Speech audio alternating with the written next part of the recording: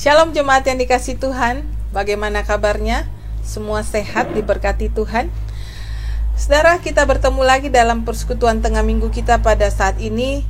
Kita bersekutu sambil menikmati alam ciptaan Tuhan. Mengingatkan kita bahwa hari demi hari hidup kita itu dipelihara Tuhan, dijaga Tuhan, karena kita punya Tuhan yang ajaib. Mari kita bersama-sama menaikkan pujian ini, bahwa kekuatan di hidupku, ku dapat hanya di dalam Yesus. Kekuatan di hidupku, ku dapat dalam Yesus. Dia tak pernah tinggalkanku, setia menopangku, berseru berharap dalam Yesus. Ajaib kau Tuhan, ajaib kau Tuhan, penuh kuasa, sanggup pulihkan keadaanku. Dalam tangan-Mu seluruh hidupku tak akan goyah selamanya. Kita naikkan pujian ini sekali lagi. Kekuatan di hidupku, ku dapat dalam Yesus. Dia tak pernah tinggalkanmu, setia menopangku, berseru berharap dalam Yesus. Ajaib kau Tuhan, penuh kuasa, sanggup pulihkan keadaanku. Dalam tangan-Mu seluruh hidupku tak akan goyah selamanya. Ajaib kau Tuhan, penuh kuasa, sanggup pulihkan keadaanku. Dalam tangan-Mu seluruh hidupku tak akan goyah selamanya, tak akan goyah selamanya, tak akan goyah selamanya. Mari kita bersatu dalam doa. Bapa dalam surga, kami bersyukur kepada Engkau Tuhan.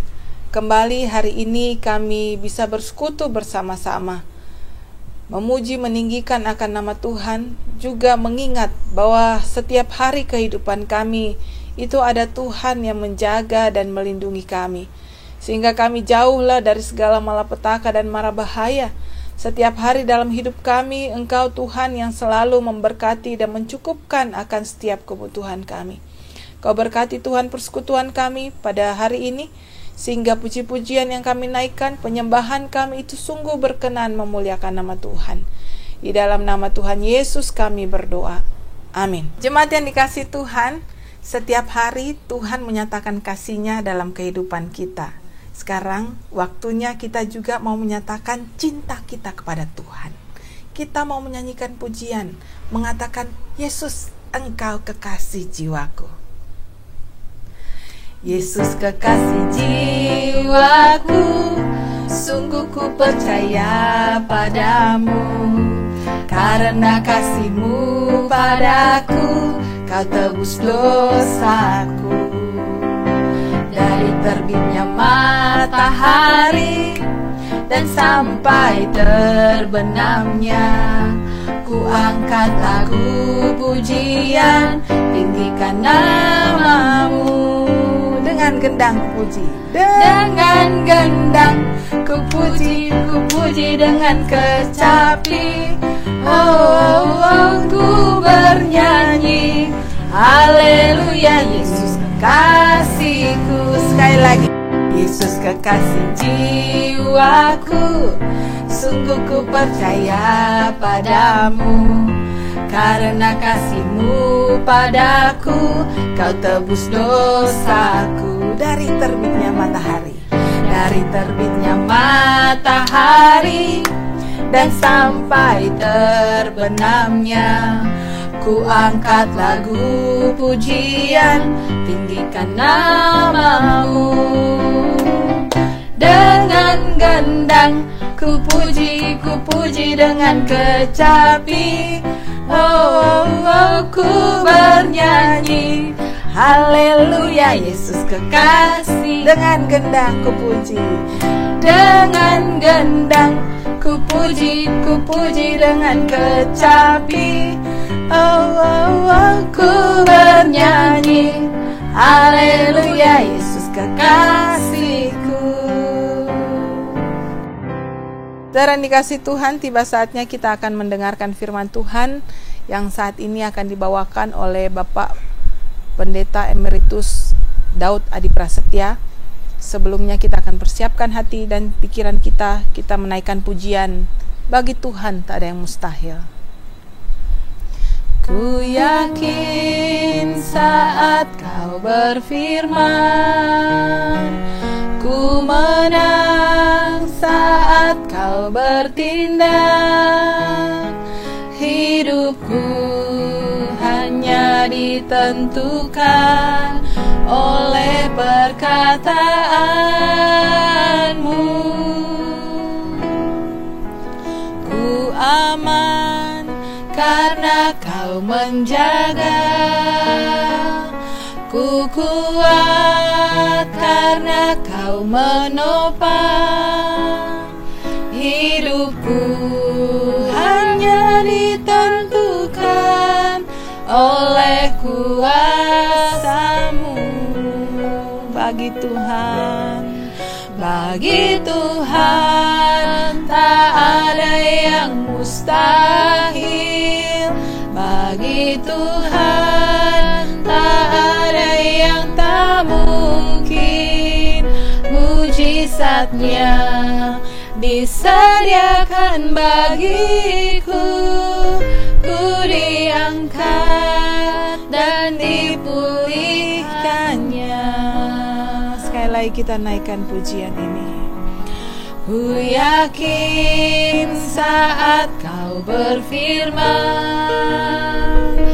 ku menang saat Kau bertindak. Hidupku hanya ditentukan oleh perkataanmu. Ku aman karena Kau menjaga, ku aman karena Kau menjaga, ku kuat karena Kau menopang. Hidupku hanya ditentukan oleh kuasa-Mu. Bagi Tuhan tak ada yang mustahil. Bagi Tuhan tak ada yang tak mungkin. Mujizatnya disediakan bagiku, ku diangkat dan dipulihkannya. Bagi Tuhan tak ada yang mustahil. Bagi Tuhan tak ada yang tak mungkin. Mujizatnya disediakan bagiku,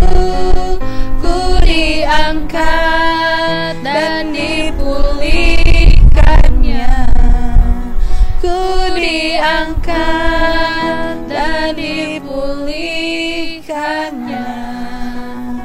Saudara-saudara yang saya kasih, marilah perjumpaan ini kita awali dengan doa. Ya Tuhan yang Maha Baik, kami sangat berterima kasih di dalam situasi yang sedemikian. Kami dimungkinkan untuk bisa bertatap muka atau bisa mendengar firman Tuhan dan mempergumulkannya.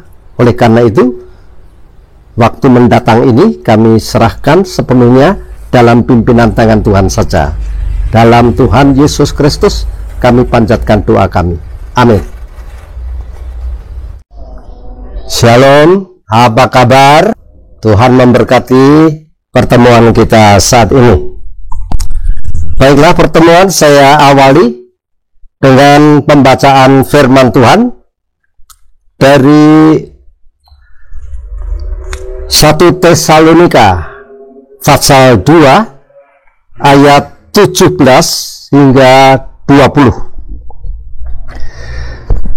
Tetapi kami saudara-saudara yang seketika terpisah dari kamu, jauh di mata tetapi tidak jauh di hati, sungguh-sungguh dengan rindu yang besar telah berusaha untuk datang menjenguk kamu, sebab kami telah berniat untuk datang kepada kamu.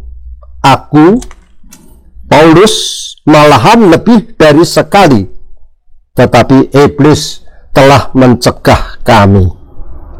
Sebab siapakah pengharapan kami, atau sukacita kami, atau mahkota kemegahan kami di hadapan Yesus Tuhan kita pada waktu kedatangannya, kalau bukan kamu?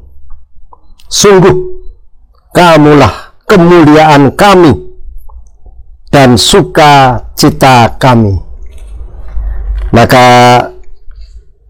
pembicaraan kita pada saat ini diberi judul jauh di mata, dekat di hati. Itulah perpisahan yang sementara terjadi di antara Paulus CS dengan jemaat Tesalonika. Seperti apakah jemaat Tesalonika itu?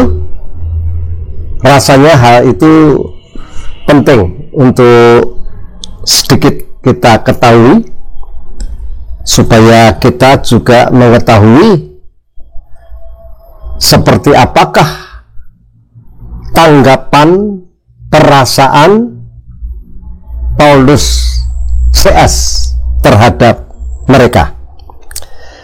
Di dalam 1 Tesalonika kita bisa memperoleh banyak informasi mengenai siapa dan bagaimanakah jemaat Tesalonika itu. Mereka ternyata termasuk Kristen baru, jemaat yang baru saja terbentuk, telah menerima Injil bukan hanya dengan kata-kata saja, tetapi dikatakan dengan kekuatan Roh Kudus, dan dipilih oleh Tuhan Allah sendiri.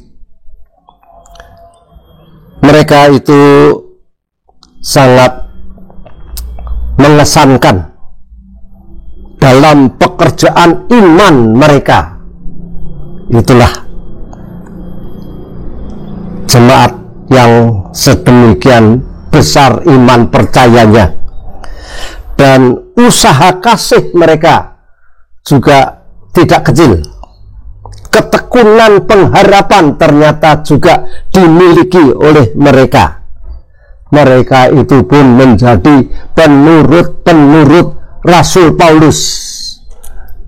Ini juga rasanya penting ya, bahwa jemaat itu menurut kepada pendetanya atau kepada pemimpinnya, tidak suka menyerang dan memprotes dan lain sebagainya, tetapi penuh dengan penurutan ketaatan, tapi disambung juga penurut Tuhan. Jadi ini bagus sekali, menurut kepada hamba Tuhan dan lebih-lebih lagi menurut kepada Tuhan. Dan mereka itu setelah menjadi pengikut Kristus justru mengalami kehidupan yang sangat berat karena ada penindasan atas mereka. Dan kita nanti mengetahui bahwa penindasan itu datangnya dari pihak orang-orang Yahudi yang membenci Tuhan Yesus. Tetapi walaupun demikian, tidaklah surut iman percaya mereka, kasih mereka kepada Tuhan. Mereka tetap selalu terbuka untuk menerima firman Tuhan, dan di dalam hal ini mereka pun menjadi teladan bagi banyak orang yang lain. Kabar tentang iman percaya mereka itu dikatakan sudah menggema sampai kemana-mana. Itu sungguh luar biasa ya. Jemaat yang masih termasuk baru, iman percayanya sudah dikenal oleh jemaat-jemaat yang lain, dikagumi. Sebab apa? Sebab mereka itu berbalik dari penyembahan berhala-berhala menuju kepada Tuhan, lalu bahkan melayani Tuhan dengan hidup yang benar. Itu yang tertulis dalam Alkitab, ditandai dengan sikap menantikan kedatangan Tuhan Yesus yang kedua nanti. Ini suatu tanda hidup yang luar biasa, sebab pastilah mereka memiliki hidup yang suci ketika mereka menantikan kedatangan Tuhan Yesus. Pasti menjaga kesucian iman mereka, kesucian hati mereka bagi Tuhan, dan pasti juga ditandai dengan rajin mengabarkan Injil Tuhan, karena menginginkan, merindukan sebanyak mungkin orang bisa menjadi seperti mereka, menantikan Tuhan Yesus yang akan datang. Dan itu disertai dengan sukacita yang besar dan tidak mengenal putus asa di dalam menghadapi segala macam rintangan dalam hidup mereka. Nah, saudara-saudara yang saya kasih, Rasul Paulus CS tentunya mempunyai hubungan yang erat secara batiniah dengan mereka itu, sehingga dikatakan bahwa sangat merindukan mereka ketika terjadi perpisahan. Inilah kerinduan rohaniah, kerinduan yang perlu ada di antara gembala terhadap domba-dombanya yang sedang berpisah. Saat itu keadaan jemaat Tesalonika sangat berat. Semakin berat penindasan dan kehidupan sebagai jemaat, semakin besarlah kerinduan hati dari Rasul Paulus dan dari mereka untuk bisa saling berjumpa dan bisa mengungkap perasaan dalam jarak yang dekat. Sampai Rasul Paulus menyebut-nyebut iblis yang telah menghalangi perjumpaan mereka pada waktu itu. Dalam hal ini rupanya Rasul Paulus melihat bahwa iblis ada di balik kemelut tersebut, di balik orang-orang Yahudi yang begitu membenci Tuhan Yesus, sehingga dengan demikian juga membenci para pengikut Tuhan Yesus, jemaat Tuhan Yesus. Dan orang Yahudi itu juga dinilai mempunyai musuh juga terhadap bangsa-bangsa yang lain. Oleh karena apa? Oleh karena orang-orang Yahudi ini mempunyai kesombongan rohani yang sangat mencolok. Hal itu dapat kita ketahui ketika kita membaca semboyan mereka. Saya mau menyebutkan 4 kalimat sebagai semboyan mereka selaku orang-orang pilihan Allah. Dikatakan demikian, kami adalah umat pilihan Allah yang sedikit. Semua yang lain pastilah dikutuk. Tiada tempat bagimu di dalam sorga. Kita tidak dapat melihat sorga penuh sesak. Luar biasa saudara-saudara, jikalau kita perhatikan 4 kalimat ini betapa menunjukkan kesombongan mereka, bahwa seolah surga itu dicipta Tuhan semata untuk kepentingan hidup bahagia mereka saja, dan orang-orang lain tidak mempunyai hak. Luar biasa itu. Kerinduan dari Rasul Paulus itu disertai juga upaya untuk bertemu. Ini kerinduan yang baik, yang bukan hanya wacana, bukan hanya dalam kata, tapi juga dalam tindakan-tindakan, usaha, upaya. Sampai lebih dari 1 kali Rasul Paulus berusaha untuk bisa bertemu, tapi tetap tidak bisa. Kita tadi sudah membaca atau saudara mendengar dari apa yang sudah saya baca dari pasal 1 tentang jemaat Tesalonika. Lalu sekarang kita ingin tahu bagaimana isi hati Rasul Paulus CS terhadap jemaat tersebut. Jemaat yang begitu indah di mata Rasul Paulus. Dikatakan bahwa mereka merupakan pengharapan kami. Jadi jemaat itu merupakan pengharapan dari Rasul Paulus. Artinya apa? Artinya Rasul Paulus masih mempunyai pengharapan atas mereka, bahwa mereka yang sudah sedemikian baiknya itu masih akan bisa bertumbuh menjadi lebih baik lagi, karena mereka memang potensial untuk meningkat, untuk berkembang, untuk bertambah-tambah.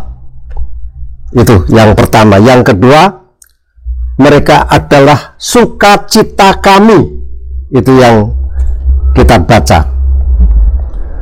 Ini menunjukkan betapa pada waktu yang lalu hubungan itu sedemikian indahnya di antara Rasul Paulus CS dengan jemaat, dan disitulah terjadi kehidupan penuh kekeluargaan yang menyenangkan,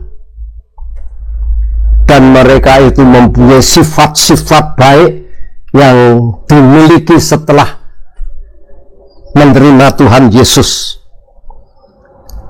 Keadaan menjadi sangat menyenangkan di dalam kenangan, apalagi jikalau terjadi perjumpaan kembali,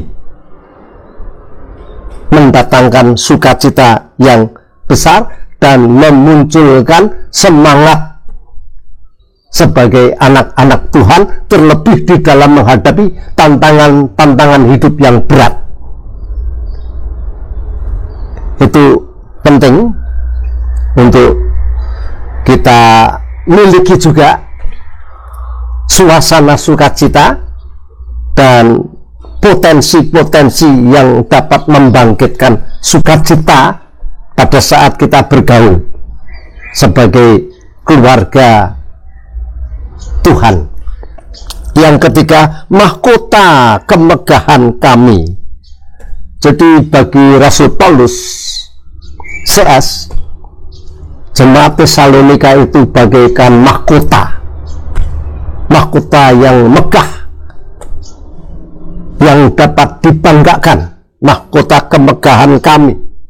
Tentang mahkota ini di dalam bahasa asli ada dua macam kata, yaitu diadema yang pertama, yaitu mahkota raja yang mulia itu. Yang kedua Stefanos ya, itu juga mahkota, tapi ini untuk sang juara, sang pemenang. Rupanya inilah yang dimaksud dengan mahkota oleh Paulus, sebab dipakai kata Stefanos, juara, pemenang. Mereka itu dipandang sebagai jemaat yang sudah menang, meskipun masih ada di dunia ini, belum masuk surga, sudah tampak kemenangan-kemenangan mereka dalam mengatasi macam-macam rintangan dan godaan, penindasan dan lain sebagainya. Selama ini dinilai oleh Rasul Paulus sudah cukup membanggakan, cukup alasan untuk menerima mahkota kemenangan itu, karena mereka tidak menunjukkan kegentaran, ketakutan, kemerosotan iman dan lain sebagainya, tetapi tetap bertahan teguh, dan mereka tetap bersemangat di dalam pengikutannya kepada Tuhan Yesus. Atau mungkin kedua-duanya itu ya, baik diadema, mahkota yang untuk sang raja menunjukkan kemuliaan, maupun Stefanos, mahkota untuk sang juara. Kedua-duanya itu cocoklah kiranya dikenakan pada jemaat Tesalonika, karena mereka selain tampil sebagai pemenang, mereka juga patut untuk menerima kemuliaan dari Tuhan di dunia ini. Dan terungkap saat Tuhan Yesus datang nanti, maka kebanggaan dari Rasul Paulus itu menjadi kenyataan. Yang keempat, mereka itu merupakan kemuliaan kami.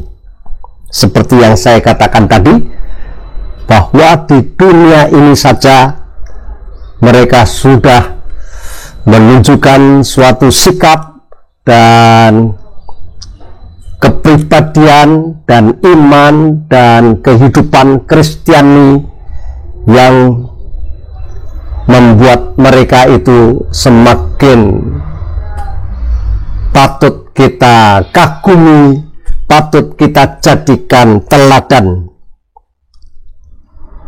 Dan mereka telah mempersembahkan kehidupan yang indah, yang menggugah hati kita sekalian untuk berupaya dalam hidup kita menjadi seperti mereka. Saudara, dalam masa-masa pandemi saat ini, bagian yang kita renungkan ini menjadi semakin bermanfaat untuk kita renungkan, kita gumuli, untuk kita pikirkan bagaimana supaya dapat kita terapkan di dalam diri kita masing-masing. Kita semuanya sedang mengalami seperti mereka waktu itu, bahwa jauh di mata dekat di hati, bahwa tidak bisa disangka kita sedang mengalami suatu keterpisahan ragawi yang sangat menyakitkan dan sangat menimbulkan kerinduan besar untuk suatu perjumpaan. Perlu dipertanyakan mengapa ada kerinduan yang besar untuk berjumpa. Semoga kita bisa belajar dari kebaikan-kebaikan yang dimiliki baik oleh Rasul Paulus CS maupun lebih-lebih oleh jemaat Tesalonika. Jikalau itu semua yang menjadi alasan dari kerinduan kita, maka bersyukurlah kita, dan Tuhan pasti akan memenuhi harapan kita pada saat yang telah dipilihkan oleh Tuhan untuk kita sekalian, bahkan untuk segenap umat manusia di dunia ini. Tuhan memberkati saudara. Ya, mari kita sama-sama menyatukan hati kita dan kita berdoa. Bapa, kami mengucap syukur sekali lagi pada saat ini ya Tuhan untuk firman-Mu yang boleh kami dengarkan. Biarlah kiranya Engkau juga menolong kami. Dan terima kasih untuk hamba-Mu Pendeta Daud yang boleh menyampaikan kebenaran-Mu kepada setiap kami.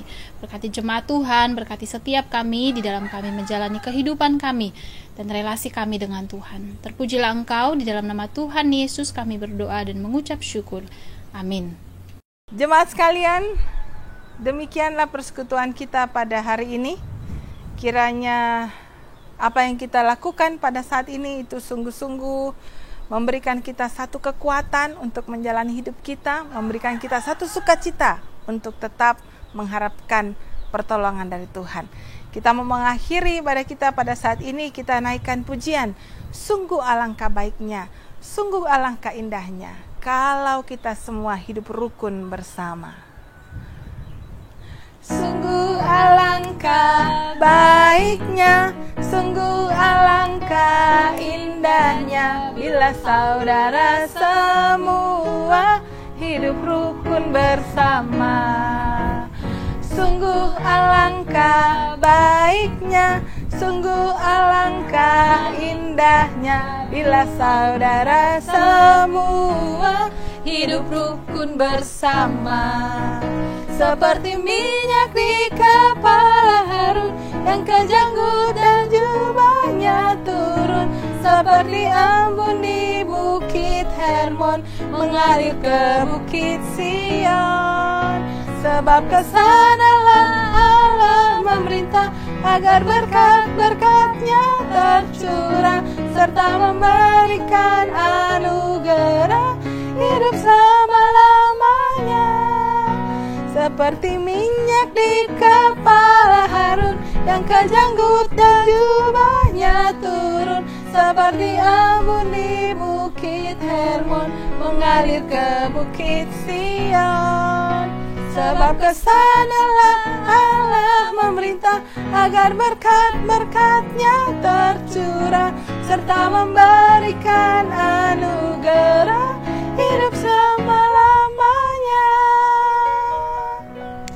Sampai jumpa minggu depan. Tuhan Yesus memberkati. Saudara-saudara yang saya kasihi, mari kita akan menerima berkat Tuhan. Anugerah Tuhan Yesus Kristus, kasih Allah Bapa, dan persekutuan dengan Roh Kudus menyertai saudara sekalian sekarang sampai selama-lamanya. Amin.